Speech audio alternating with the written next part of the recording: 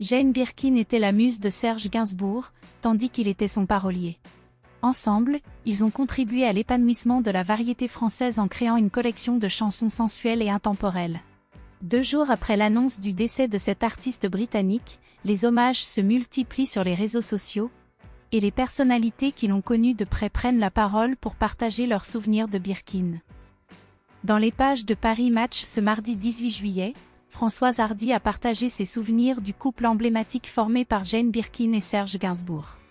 Elle a évoqué avec émotion la relation qui les unissait, la qualifiant de belle histoire d'amour. Cependant, elle s'est également rappelée de leur séparation éprouvante.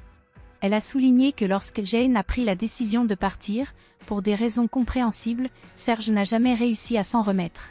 Dans son journal intime intitulé « Monkey Diaries », publié chez Fayard à la fin de l'année 2018, Jane Birkin évoque les raisons qui l'ont poussée à mettre un terme à sa relation avec le musicien.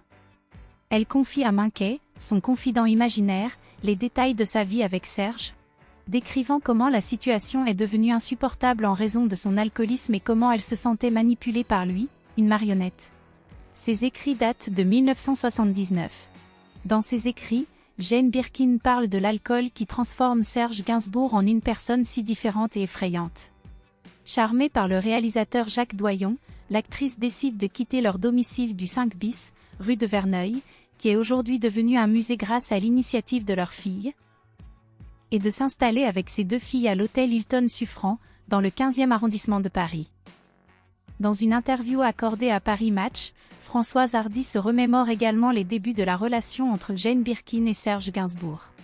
Elle raconte, lors d'un dîner en tête-à-tête avec Serge, au moment où sa relation avec Jane venait de commencer, il m'avait confié qu'elle tournait un film dans le Midi, La piscine, avec Alain Delon, et qu'elle allait certainement tomber amoureuse de lui.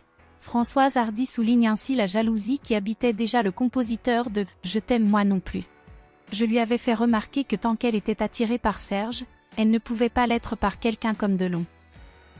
Leur apparence physique et leur personnalité étaient diamétralement opposées.